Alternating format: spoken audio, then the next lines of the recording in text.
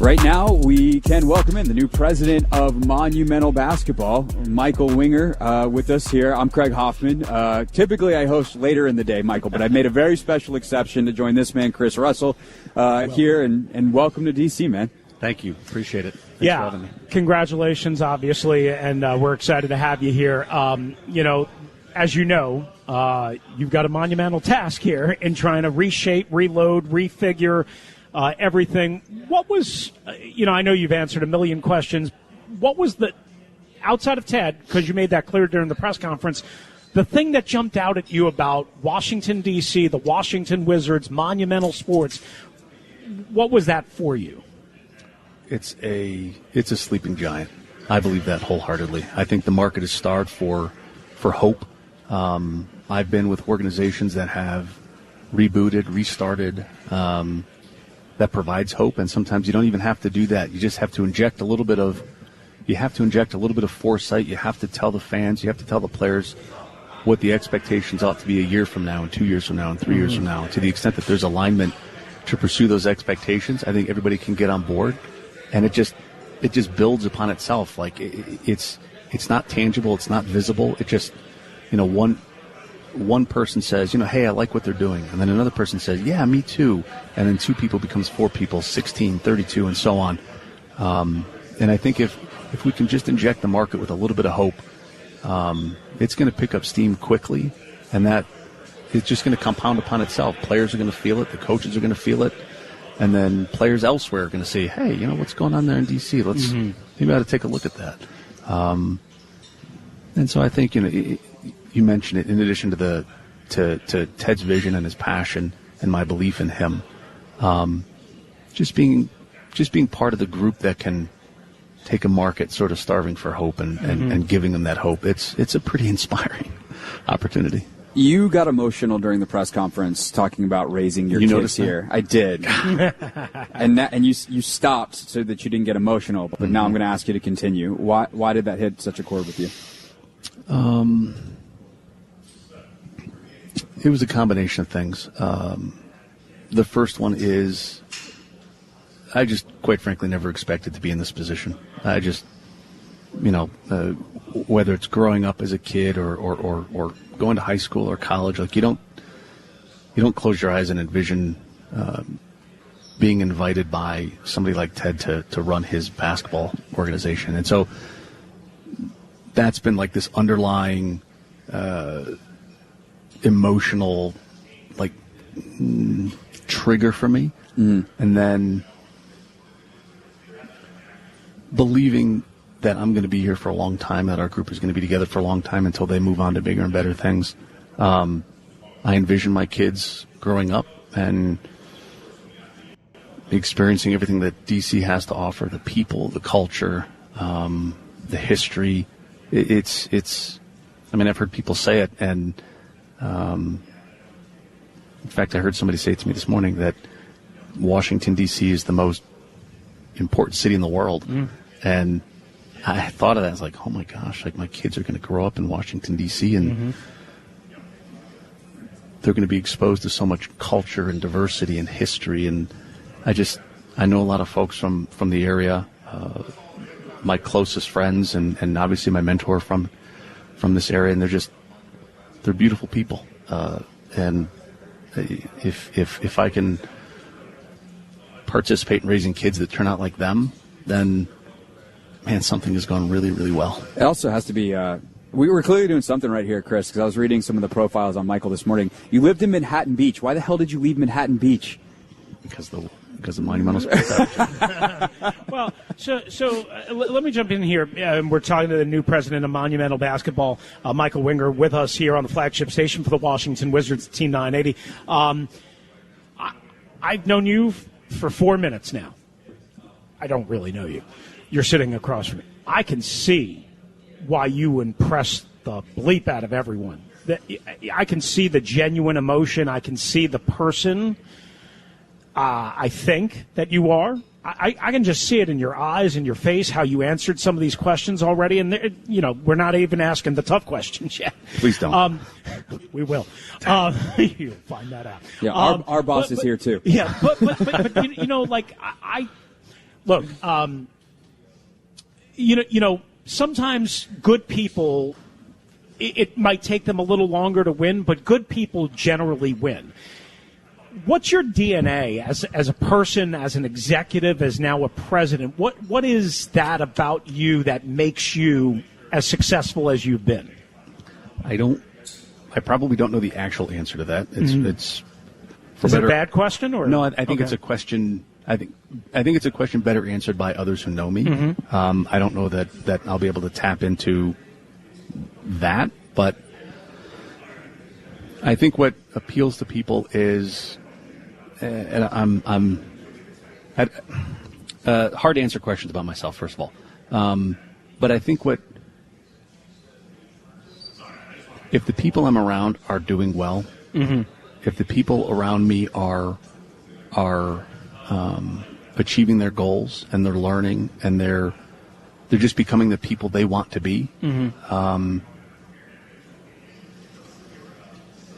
I think that's like, as an executive, as a friend, as a dad, I just pour myself into that. And so the staff that I've been around in Cleveland and Oklahoma City and LA, I very much want them to succeed in what it is they want to do, players included.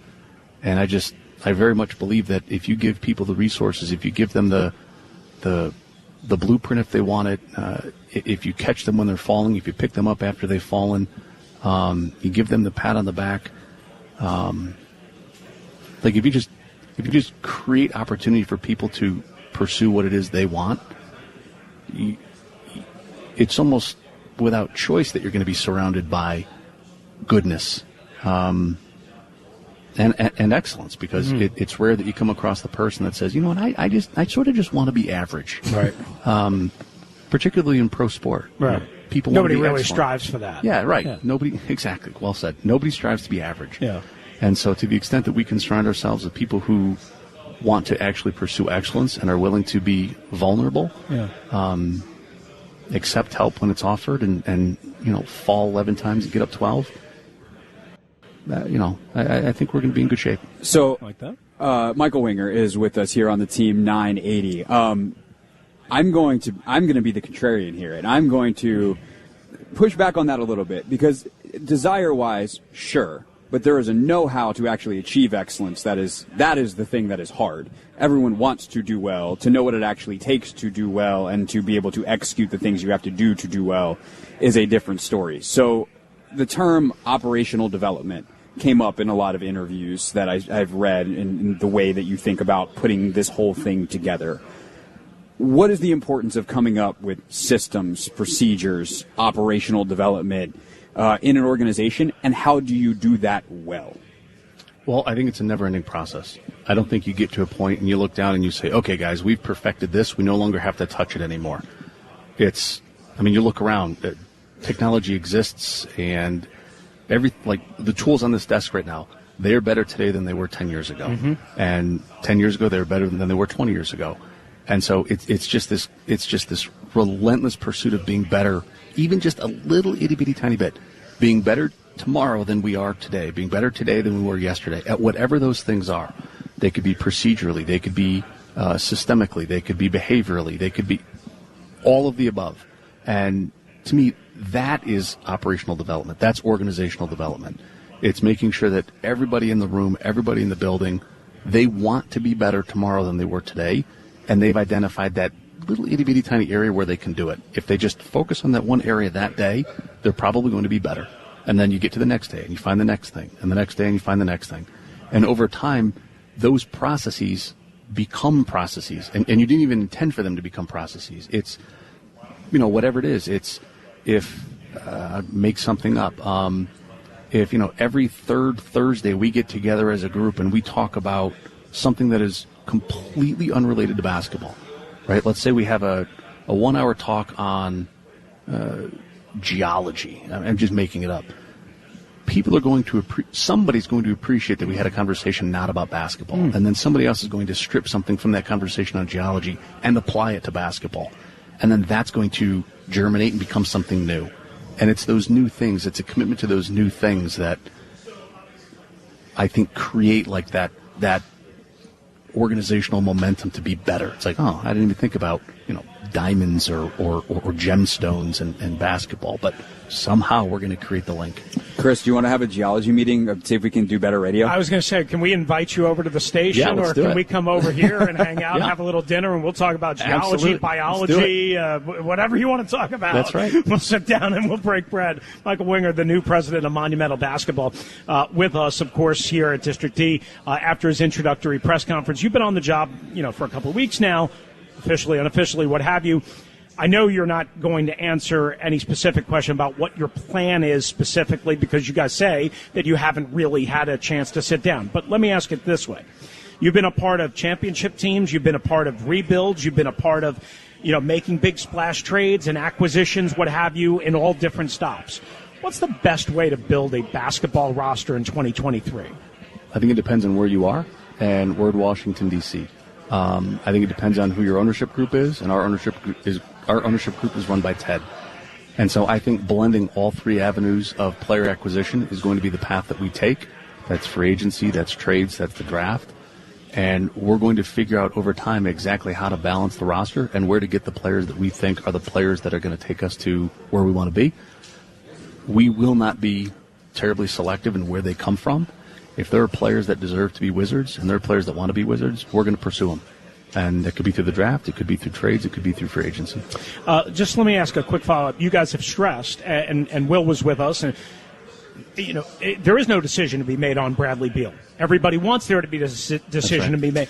And you guys stressed during the press conference, no decision to be made on Kristaps and Kyle Kuzma because they have the decision. Yep. How do you balance that when again, you're in charge, it's now your name, you're shaping this vision, but you don't have total control of the situation in a lot of ways, and not just those three ways?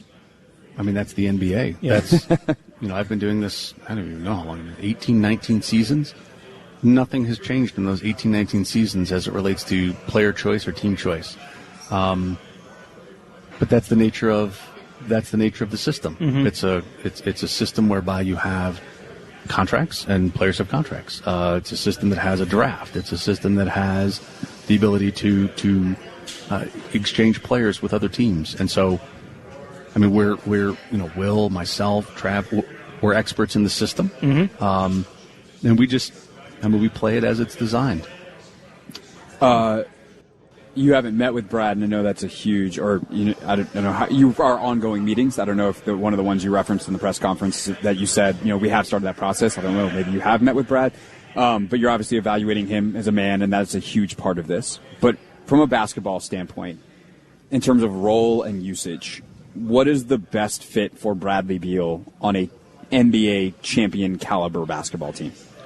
I would answer that question if I had Brad sitting next to me, because I think he has more insight into that than I do. And I just think that he's been playing the game longer than I have. He's been a Wizard longer than I have. And I think that it would be uninformed for me to provide perspective on that, because Brad's the star and I'm not. You had a quote in the Washington Post piece that I thought was very interesting. I'm sure some people will read into it, so I want to let you explain it, but also, kind of get what you meant at the core of it. You said sometimes change for the sake of change accelerates progress. What does that mean to you? Oh, yeah. I did. Thanks for asking. Yeah. I didn't mean to suggest that we're going to detonate the roster. Right. I've had people shoot me texts and say, "What are you doing? Like, are you a moron?" You can't say that. Well, I'm sure that, in many people's minds, the last two questions were related, which is why I wanted to ask, because I think it's a fascinating concept. Yeah. Well, I mean, I guess to put it bluntly, the team as constituted hasn't performed. Yeah. Hasn't performed up to the level that they themselves probably wanted to perform. And running it back as constituted doesn't seem like a very wise pursuit. And so sometimes making that change accelerates the progress. There's a team in the finals right now that at its core doesn't look a lot different than it did a year ago and 2 years ago and 3 years ago, but they made a couple of tweaks in the off season, and now they're in the finals up 2-1. So sometimes it's just those incremental changes that can have pretty substantial results. And that's really what I meant. Yeah, I have one more Brad adjacent question. And like Will said with us a few minutes ago, like there's no decision to be made, but like there is a decision there's decisions to make on every player. That's essentially also what you just said. And you have been through the process of trading a star player before you were very involved with the Blake Griffin trade. And those are really, really, really hard decisions because he is the star. He is the face of the franchise. And it's not just a basketball decision. So whether you ultimately decide to say, yes, we are going to trade him or not, I'm not trying to force you into the box of like, yes, this means we're going to trade him. Finally, an avenue to talk about it. What are the things that go into the decision to trade a player of that caliber generally that will amount to the process that you have of deciding on a Brad, a Kristaps, a Kyle, whether that is this summer or down the line? Great question. I'll just stick to Brad specifically. When you get to a point in time when you, I guess, in many cases, relent to deciding that we cannot win a championship as constituted. The last thing you ever want to do is trade away a player of that caliber, particularly if he's under contract, because you're not at risk of him leaving you. Right. It's incredibly hard to get players like that on your team. You know, every team every year wants a superstar. There's just not many of them, and so the last thing you want to do is move a guy for the sake of, just change. I mean, at his level. Yeah. But ultimately, why something like that ends up happening is because you've studied everything there is to study. You've pursued every scenario there is to pursue, and you've just come to the realization that, man, no matter what we do, we're just never going to get over this line. We're just never going to get over this particular hurdle, and your last resort is to move a guy of that level. And so anytime you see a guy like that traded, it's because the team and the player generally together have decided that we're just not going to win together. And so you team, for the sake of your future, why don't you move me somewhere else, and me for the sake of wanting to win, I'd like to go pursue this other opportunities somewhere else. And so it's almost invariably in pursuit of winning. But I mean, it's a last resort. Yeah. And I will say, Chris, the one clip I saw of Michael before he was here was the season ticket holder event with the Clippers that you did with Rachel Nichols. There's a clip floating around somewhere on the internet where you talk about the Tobias Harris trade and how hard that was because of what he meant. And in that moment, I just went, this is the guy that if they have to have that conversation, he clearly gets it. And you started off this interview praising him and everything, but I in that moment went, I think that if I'm Ted Leonsis and I watch that clip, that's the kind of guy I want. So I appreciate that answer a lot. Yeah, I'm just trying to get him to agree to let us sit down for an hour or so right, with geology, him, in geology. July to Right. discuss biology, geology. Emeralds and what are we rubies, having for dinner? Granite. Are we having anything good for dinner? I haven't the darnest idea. We can give you some good We DC. like I food. don't even know Look if at me, I I'm like going to food. have dinner. I hope I have dinner. Michael, you should have dinner. I'm going to try to have Okay. We dinner. should have dinner. There's Yeah, some have good dinner. food over there. I haven't had a chance, but we're going to make our way over there. Thank you so much for doing You got this. it, man. Appreciate Thank it. you. Congratulations. Appreciate it a lot. And welcome to Washington, Welcome. D.C. Thank you. Appreciate That is you Michael guys. Winger, the new president of Monumental Sports Basketball. This is the Hoffman Show on the Team 980 and the Odyssey app.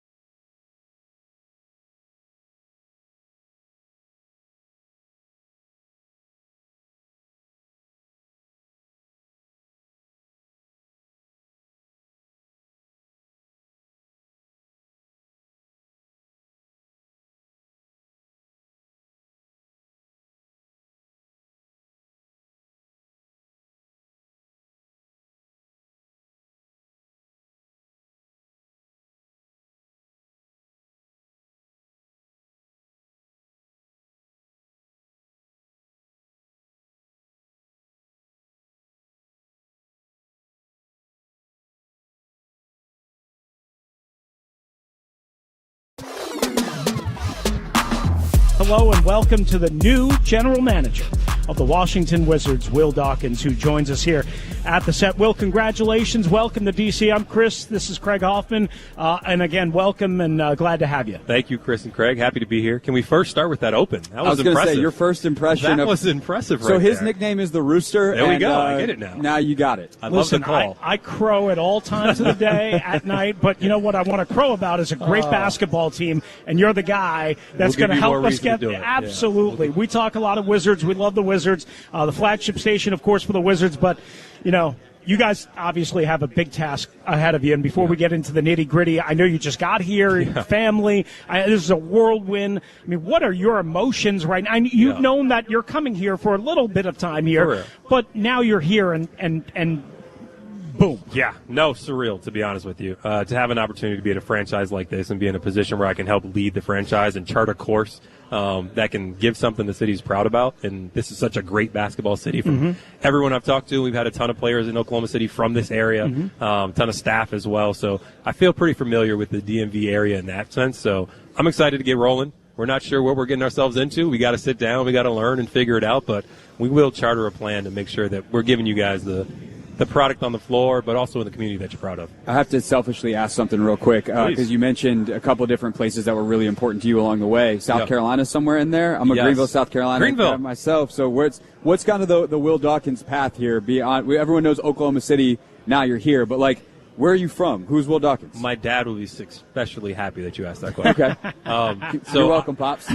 I'm born and raised in Springfield, Massachusetts, the 413 birthplace of basketball. Yes. So it's kind of in your blood the entire time. But my dad's family is from Spartanburg. Okay. So not far from Greenville at all. Yes. Actually, Cowpen, South Carolina. So wow. Okay. One stoplight, you know, you're coming through there, but people know. the name is Cowpen. Cowpen, exactly. You know what it is. So my dad actually still lives down there in Spartanburg, but most of my family's up in Springfield. So I was fortunate to be raised there, spent some time in the city, and then for college went to Emerson College in downtown Boston. So was able to enjoy the Massachusetts role, and then 21 years old, got an internship opportunity for the Seattle Supersonics before I even graduated.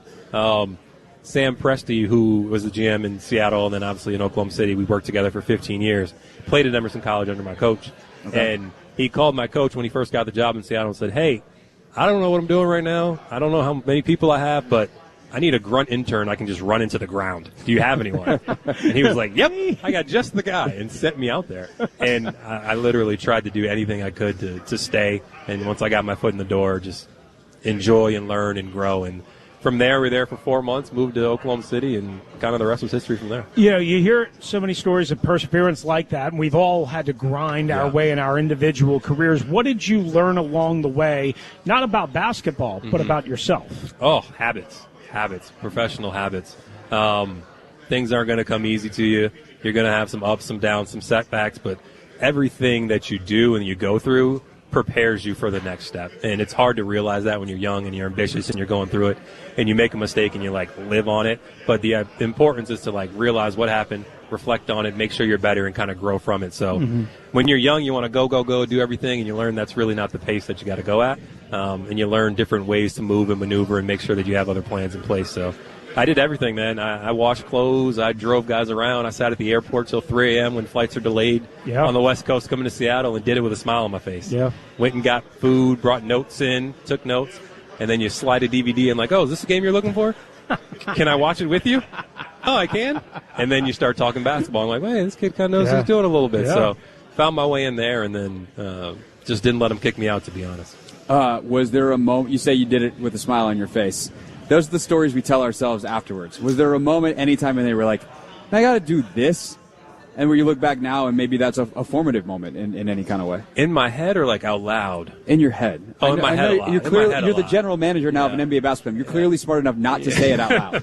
In my head, I would say back then we didn't have like the apps where you can just check and see where the flights are coming in. Yeah, flight aware. So I would like have to go to a hotel, like look at the click on email and go online and like try to track the flights in there and then drive back to the hotel and try to communicate with the players coming in. It was a lot. It wasn't fun. And then you get to the hotel at 3, 4 a.m. when you're done, and you got to be back in the office at 6 with a smile on your face, like, they're putting you through it. But at the end of the day, it was all worth it. In those moments, though, are you like, this is my path to being an NBA general manager? Or are you like, this is how I make sure that I have dinner tonight? It wasn't about dinner. It wasn't about dinner. I was one of those weird guys that saw someone come from a Division III college and become a general manager by doing these things, and it was like, whatever you got to do now to invest in yourself and play the big picture, I always thought of that way. I was probably selfish and wanted it super early, and I'm very fortunate to get it, but the ambition was rooted not in finances or money. It was like, what's the goal here? And the goal was always to do that. And now you've reached this goal, and hopefully it will obviously go well. What's the biggest influence on you would be Sam, or would it be a family member? Yeah, I think professionally, for sure, Sam Presti. Decent the innovative mind that he has, the high-level work ethic, but the willingness to come and think through step 1, 2, and 3, and then step 3, 4, and 5 off of those. You're prepared for everything. Having a plan for a plan. For a plan. For a plan. And that really, really helped me, but also relationship building and how we're able to talk to players and be honest with them, and then you usually get more out of that and building up the networks. But through basketball, I've had a ton. Troy Weaver, who's a D.C. guy, Rich Cho, who was the assistant GM when I first got to Seattle, Rob Hennigan, all these guys were assistant GMs when I saw it and left and became general manager of their own team. So that stuff was helpful. I still lean on those guys today, but really my mom, my dad, my parents were always there for me. They supported me. Were at all of my basketball games, kept me up. My dad is like the reason I went to Emerson College. He had a conversation with Coach Smith, and he said what he can do for me and the way he developed me as a man, and I'm fortunate that I listened. I'm putting air quotes on that. Yeah. I listened to go to Emerson College. You listened enough. I was told, but he told me the right thing, so I owe my parents everything. And they're great with their faith and how they are as parents and led me in the right direction, so I've been blessed. New Wizards GM Will Dawkins here with us live. Craig Hoffman, I'm Chris Russell, District D, here outside of Capital One Arena as we welcome in the new brass and really a new day and a new era for Washington Wizards basketball, and, of course, on your flagship station for the Wizards.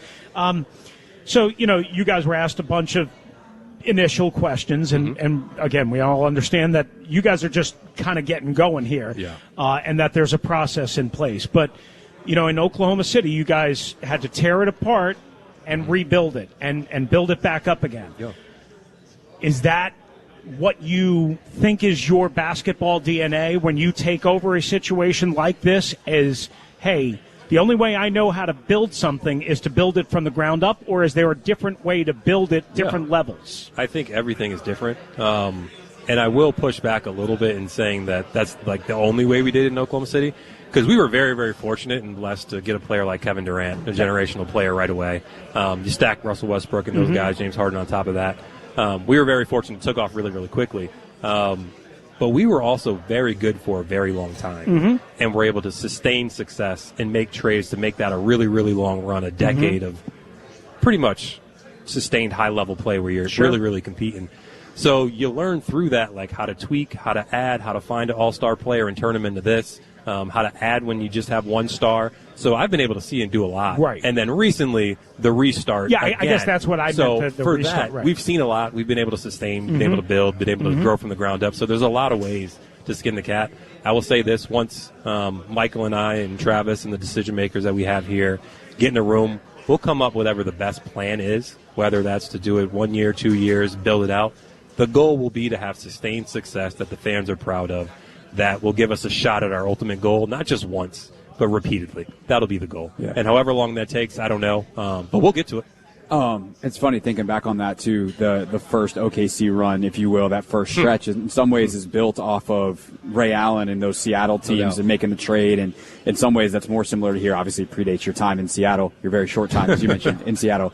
But I want to ask you about kind of the biggest elephant in the room of if you guys ultimately decide to trade Bradley. You guys had to make that decision in Oklahoma City with Russell. And Russell meant so much to that franchise, and his relationship with OKC was so special, franchise and city, state, as you mentioned. So what are the kind of factors that go into a decision of that magnitude for a franchise, especially for a player who means a lot to the franchise and to the city? No, that's a very fair question. I will say this, though. There's no decision to be made on Bradley Beal. Like, Brad is under contract. He's a Wizard. He's a star player. We're happy to have him. And, like, it's appealing in the job walking in. You have a player like Brad Beal. So I've talked to a lot of people about Brad Russell, and Sure. I obviously have that relationship. Scott Brooks, Mark Dagnall was actually in Florida with him, our head coach in Oklahoma City, and then Billy Donovan, and they all speak so highly of Brad as a person and the community awards and all he does there. So I can't wait to get to meet him. From afar, I appreciate him and his excellence on the court. So there's no decision to be made on Brad Beal. But in terms of when the timing comes on that stuff, you just got to have good relationships with people.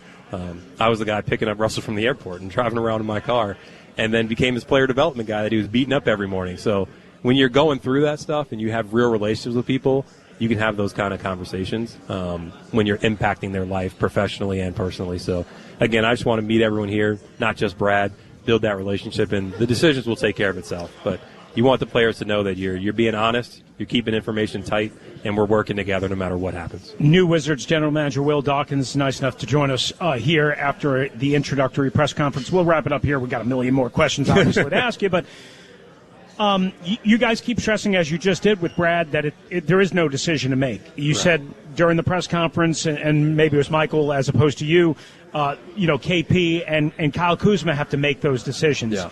The fan base wants an aggressive front office that is making those decisions. How do you kind of balance, hey, it's not totally up to us, and yet the fans have to believe you are making those decisions? It's going to be a collaborative group with Michael and myself. We're going to put a plan in place, but I think fans have to understand the rules and the way the new CBA that's coming out, but also the rules of the contract and the fine print. Sure.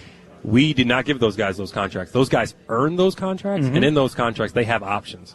So we'll be prepared 2-3 different ways depending on one picks up the option, two picks up the option, and we'll play the ball from where it lies, but that's just the nature of the game right now, where those guys have their opportunity to make a decision, and we'll be well informed. We have great relationships with their agents. Hopefully we'll learn and have great relationships with them, and they'll make the best decisions for their families, and from there we'll make the best decision for the Wizards. Cool. Again, we have 100 more questions, but we know you have a bunch of other things to do. Thank you so much Appreciate for you stopping guys. by, and congratulations. Thank you so much. Welcome Thank to you. DC. This is real. That is Will Dawkins here with us, the new general manager of the Washington Wizards. This is the Hoffman Show on the Team 980 and the Odyssey app.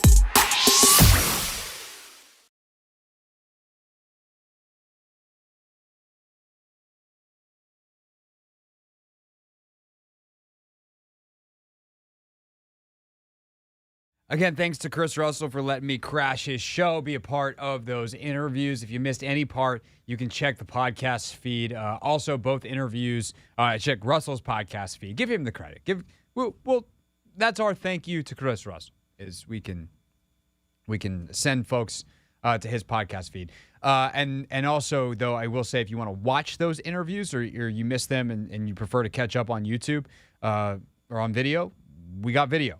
So you can go watch those interviews, myself, Russell, Michael Winger, and Will Dawkins from District D, youtube.com/@Craig Hoffman, or on the Team 980's YouTube page. They are up in both places right now. Also, we had Wes Unseld Jr. live on the show earlier, called in. It was great. Very much appreciate Wes's time on a busy day. That was 5 o'clock if you want to rewind in the free Odyssey app. All right, Anthony, we'll talk NBA Finals in a little bit. But first, I remembered all by myself. The Luke Kuechly story, Craig. Yes, the Luke Kuechly You told me to remind you later on in the show to tell us about the Luke Kuechly story. So here I am right now on the radio at 6:18 and 22 seconds reminding you about this story. All right, I'm gonna take my podcast position here. I'm gonna do my slouching podcast storytelling time voice. What's that from you? This is I'm all ears. Oh, okay. Because at first, like, your shoulders were up in your ears, and I was like, that's not comfortable. What are you doing? Get your neck back. I think I'm too muscular now, Oh, is that what that is? All right, so the Luke Kuechly story. So 2018, I think. Maybe it's 2017. Either way, one of those years, Carolina was playing here on a Monday night, and I have known the play-by-play voice, or at the time I still have known the play-by-play voice of the Carolina Panthers for a long time. It's no longer the same human. I just happen to know the guy that replaced the guy that I'm talking about. Mick Mixon was there forever. He was incredible broadcaster, great dude, incredible storyteller, by the way. I remember having Mick on the radio a couple times, just being like, "This guy is out of control. He's so good." But I had texted Mick and said, "Hey, I know you'll be in town. Like, let's get together." He's like, "Yeah, come by the team hotel," because he's the team radio play-by-play broadcaster. And so I go by the team hotel. It was somewhere, I think, in Alexandria, and we're sitting there in like the hotel restaurant. And again, this story was sparked in my mind by the interaction I had earlier with Will Dawkins, where he's just like, forget all this hoopla. I'm Will. Who are you? Nice to meet you. Like, you're a human being. I want to know more about you because you're a human. And so Luke Kuechly saunters into the restaurant, and I'm sitting there at the table with Mick, and he comes up to the table, and he's like, hey, Mick, how you doing? And Mick goes, hey, I'm doing good, Luke. This is my guy, Craig. And he goes, hi, I'm Luke. And I'm like, yeah, I'm aware, Luke Kuechly, that you're Luke. I got it. I believe it or not, I know you don't know me, and I appreciate the fact that you considered that perhaps I didn't, but I did indeed know that. I knew that you were Luke Kuechly. That would make for a very good story. This is where it gets fun. So then Mick says, Craig's the guy that's going to replace me one day, which was a very kind compliment that made absolutely no sense, because while I do think I'm an all right broadcaster, I haven't done a lot of play-by-play, and I certainly was not the favorite by any stretch of the imagination to be the Carolina Panthers' next play-by-play man. But that's what Mick said. Mick's like, Craig's going to come take my job one day. And Luke, without missing a beat, looks at me, looks at Mick, and goes, do I need to kill him? And I was like, no, Luke, you do not. I am not a threat. Please, you're very capable. That was all in my head. And instead, I was just, Mick, no. And I'm like, no, the job is Mick's as long as he wants it. And I probably won't have it next. But Luke Kuechly, both human and willing to kill. That's my Luke Kuechly story. Oh, man. That was a good story. Did you, when he said, should I kill him, did you poop your pants? Somehow, no. Okay, just making sure, you got But I did have that, like, gulp moment. At that, if I'm gonna get killed by Luke Kuechly, why would I do it with poop in my pants? That's fair. Yeah. It's a question I didn't think I was going to ask on the radio today. I only asked because we have that on the board. Oh, that is a good point. We do have J.D. McKissick. He almost pooted on himself. Hey, that's actually correct. A keyword almost, but. He almost pooted on himself. Yeah. Little internal. That would have been me after Luke Kuechly I just flown out the restaurant, kicked out the club. Would you challenge him to an Oklahoma drill? No. I'm just kidding. Did you see the video that's going viral of the dumbest Oklahoma drill? Oh, the one in the hallway? No. There's like an actual on the football field Oklahoma drill. Some stupid high school coach who doesn't know what he's doing and did Oklahoma drill with like O-line, D-line, and then free linebacker and running back. So it's just a free shot. It's just a free shot on the running back.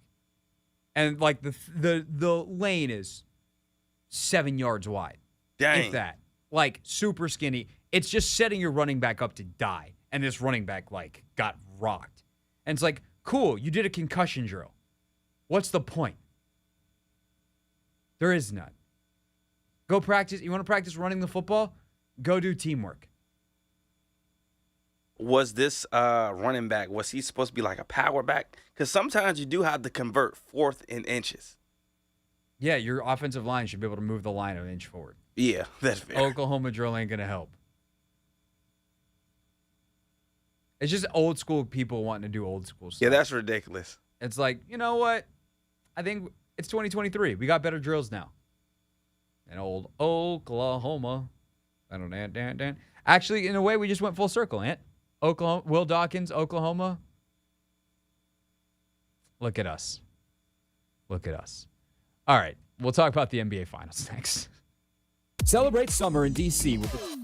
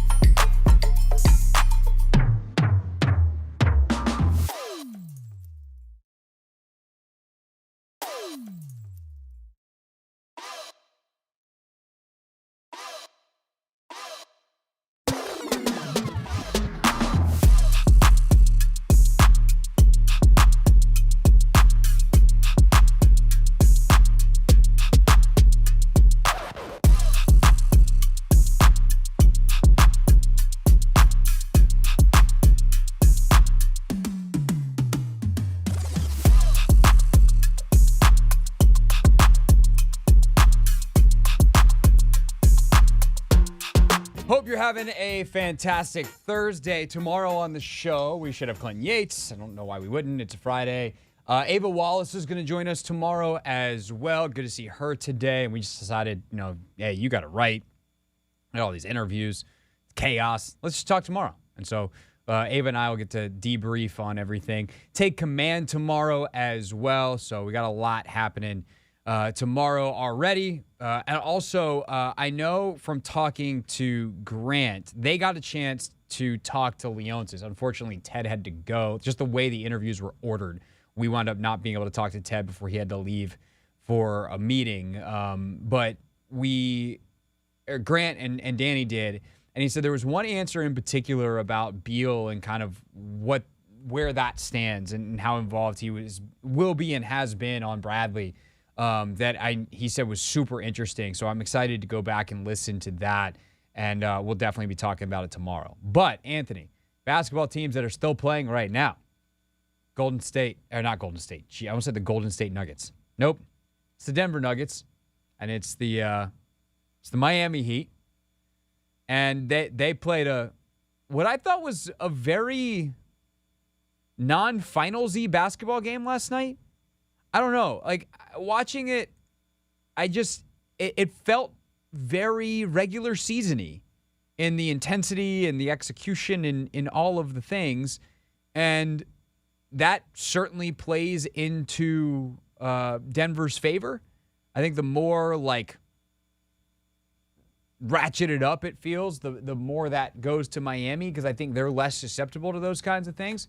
But part of that might have just been the better team was Denver. They were in control for most of the game, even if it was close early. They ultimately pull away in that third quarter, and they win by 15 points comfortably. There's no real stress to the game. That's how I felt watching it. Was that just me, or did you kind of get that same vibe?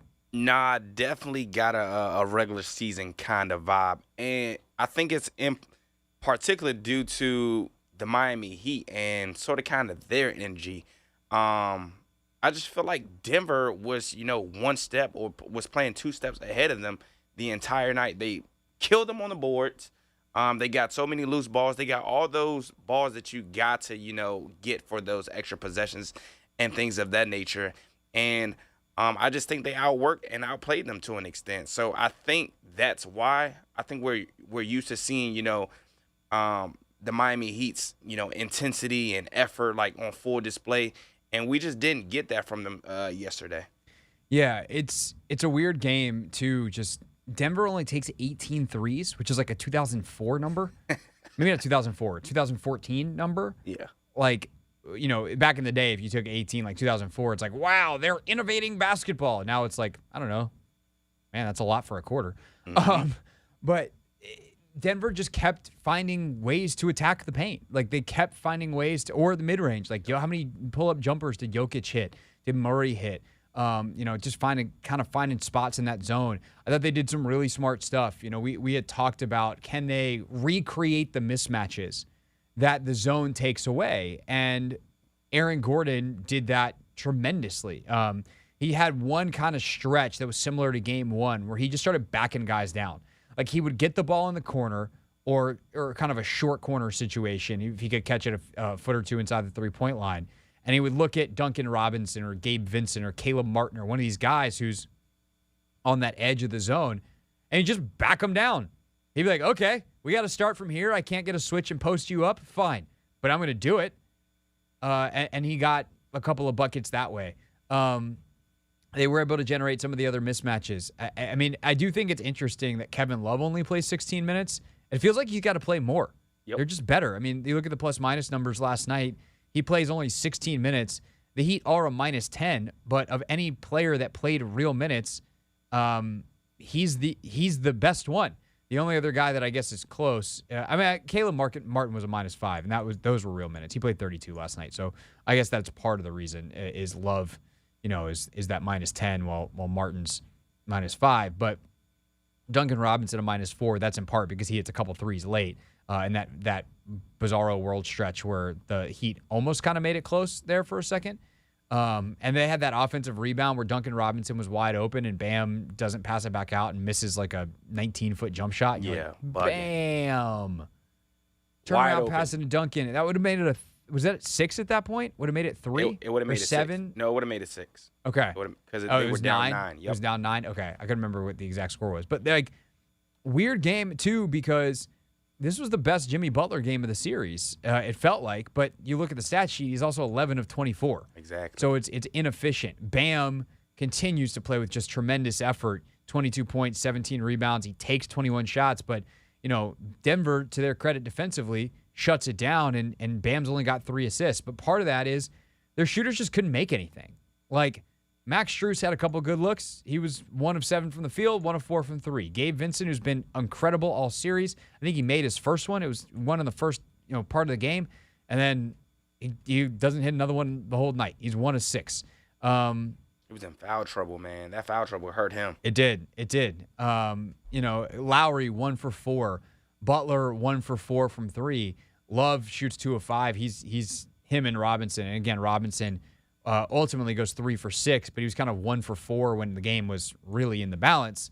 Like, they've got to hit shots. And in some ways, this is still that series, but it didn't feel like the Heat still had some good shots last night. But I think after Michael Malone kind of got after the Nuggets about their effort and I think probably more pointed in film session, like, this shot, no mas.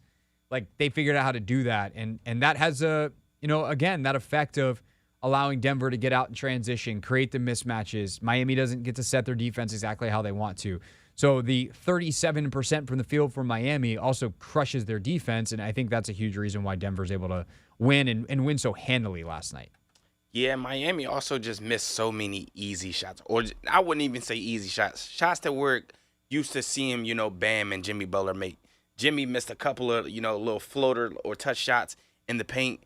Bam missed a couple of point-blank layups. Gabe Vincent, he had a couple of missed layups. So I also think that, as you just alluded to, resulted in, the Heat not being able to set their defense and ultimately make this a game. But to the point that you raised about the three-pointers that the Nuggets had shot, only 18. Yeah. I think that's perfectly fine for them. Yeah. I feel like in the first 2 games, they settled a little bit. They were hot, definitely, in the series against the Lakers, but they're much bigger than this Heat team. And I think, going out there, imposing their will, scoring 60 points in the paint, I think that should be their recipe for success moving forward in the series. I mean, it's pretty crazy. I mean, in a lot of ways, they can thank Christian Brown. Yep. Because Jokic had 32, Murray had 34. You tell me they're going to win a game by 15 where Michael Porter Jr. has 2 points? That's crazy. Crazy. But they get 11 from Gordon, and they get 66 from their big 2. It's a slower paced game. They only get 80 shots in all in the entire game. But, they get to the free throw line. That's big. And Brown has 15 and is a menace. I mean, he's got, he's credited with only 1 steal, but helps create a couple turnovers, brings the energy, that big dunk he has. He's doubling down defensively.